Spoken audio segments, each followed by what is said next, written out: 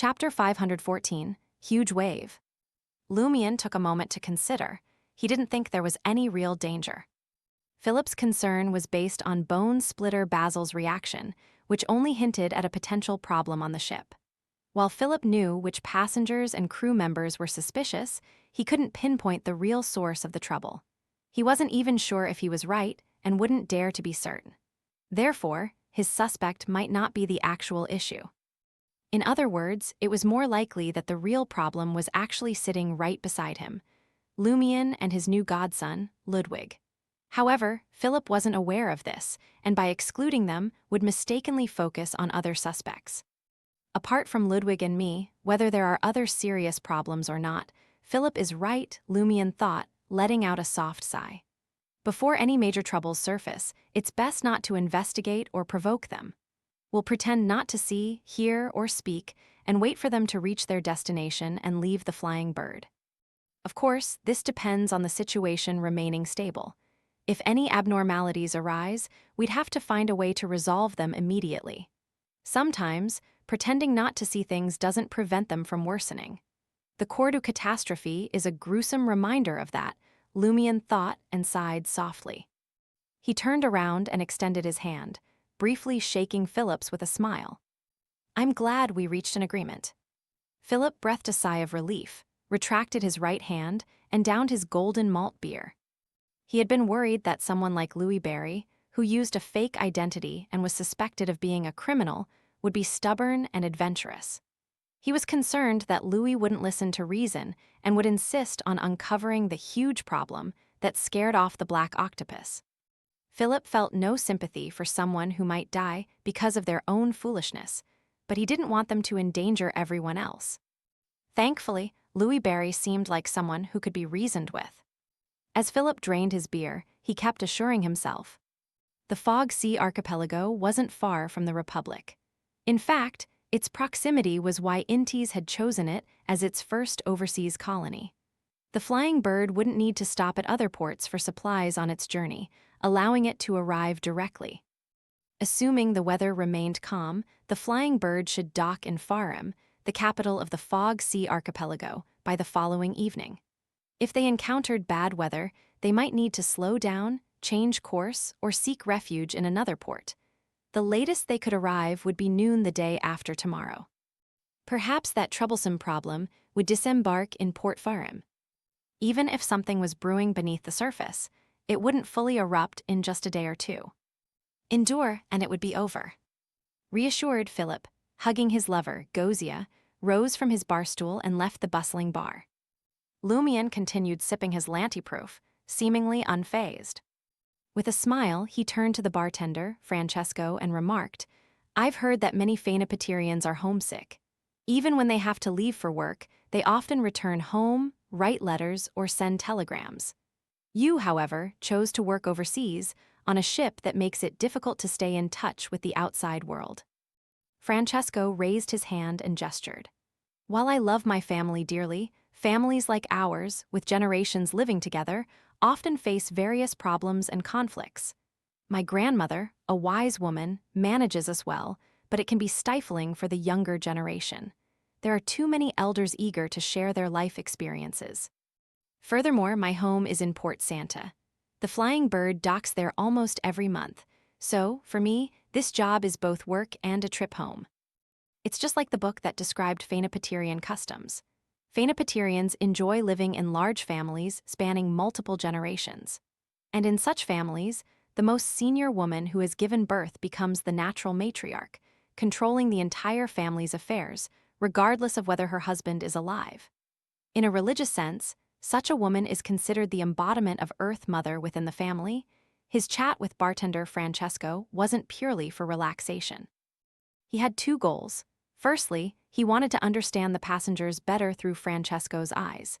His final destination was Port Santa, which was 5 to 6 days away. Paying attention to the various details of life on the flying bird was crucial.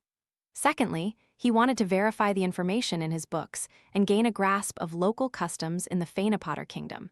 Missing out on important knowledge could lead him to misinterpret situations in Port Santa. The night passed peacefully, save for a child waking up twice to eat. The the rhythmic chewing noises hardly disturbing Lumien's sleep. The gentle rocking of the ship and the waves outside his window created a lulling atmosphere. Just when he thought the flying bird would smoothly reach Port Farim, the capital of the Fog Sea archipelago, by evening, the weather took a sudden turn. The sea, previously veiled in a thin fog, began to seethe. Giant waves, like towering mountains, rose and fell in rapid succession. The flying bird bobbed precariously on the waves, its air of colossal power replaced by vulnerability. Now it was a mere leaf tossed between the sky and the sea, a toy in the hands of a giant.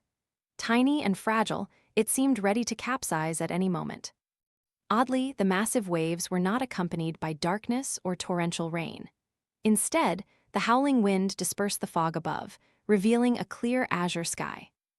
A sailor scrambled down from the observation deck and, holding his telescope to Philip, shouted, "Boss, this wave isn't right. Only our area has waves this big, everywhere else is calm. There's no rain here either." Philip, holding onto Gozia, who trembled pale from the force of the elements, instinctively furrowed his brow. Abnormal waves. Had that major problem caused them?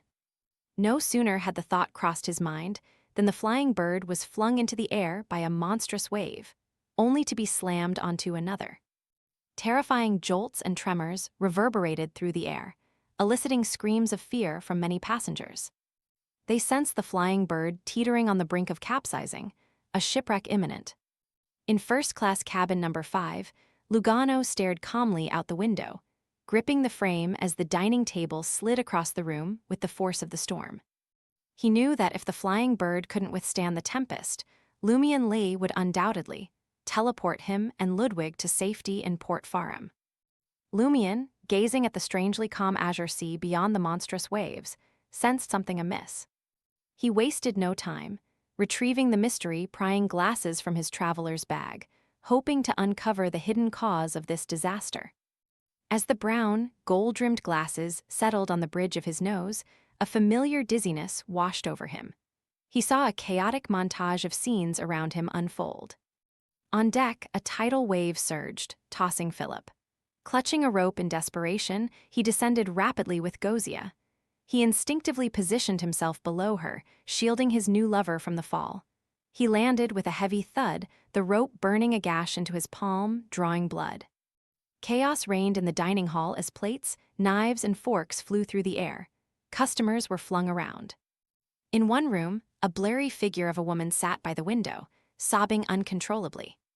The boiler chamber was a scene of disarray, scattered coal littering the floor. Beneath it crawled a horrifying horde of creatures resembling seashells. And beneath the deceptively calm azure surface, a peculiar fish gazed up at the beleaguered flying bird. Its size rivaled that of a shark, its grayish-black body devoid of scales, replaced instead by numerous, pulsing meatballs. These strange orbs shimmered with an interconnected, faint starlight, forming cryptic symbols. It sported a pair of eyes on each side of its head, and its gaping maw was as sharp as a flagpole. Surrounding this strange fish, and numerous similar fish seemed to form a school. With a sharp gasp, Lumien ripped off the mystery-prying glasses and stuffed them back into his traveler's bag, his chest heaving.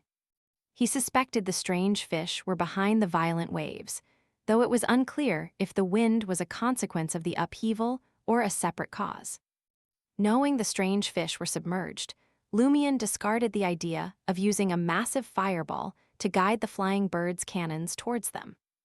Instead, he activated the black mark on his right shoulder and teleported himself to the nearby patch of sea he had just witnessed. As he did so, he retrieved the blackened bone flute adorned with dark red holes. General Philip's Symphony of Hatred. Lumien materialized midair, and while descending, brought the bone flute to his lips. He had learned the flute from shepherds during his time in Cordu, and over the past few days, he had been diligently practicing and refining his skills. Now, he began to play a melodious tune, one filled with a longing for home. It was a favorite melody among the wandering shepherds. The muffled explosions of fireballs churned the water, slowing Lumien's descent. But amidst his melody, a new tune, one that seemed to emanate from the depths of destiny itself, pierced through the seawater and reached the ears of the strange fish and their kind below. Suddenly, the strange fish froze. A mountain-like wave descended, but no new ones followed. Boom, boom, boom. The smaller fish surrounding the strange fish exploded from their heads, turning on their own kind in a frenzy. Others simply died and floated to the surface. Lumien's descent accelerated as his feet, legs, and body submerged into the icy sea. He continued playing the shepherd's longing melody, feeling the seawater reach his neck and threatening to engulf his mouth. The next moment, dark red blood oozed from the 4 eyes and multiple bumps on the shark-sized fish.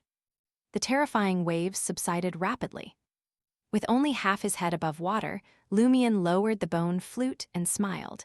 He activated Spirit World Traversal once more. Cough, cough, cough. As he materialized back in room 5 of the first-class cabin, salty seawater spewed from his mouth. In his eagerness to ensure the effectiveness of the music, he had stopped playing too late, ending up swallowing a mouthful of seawater.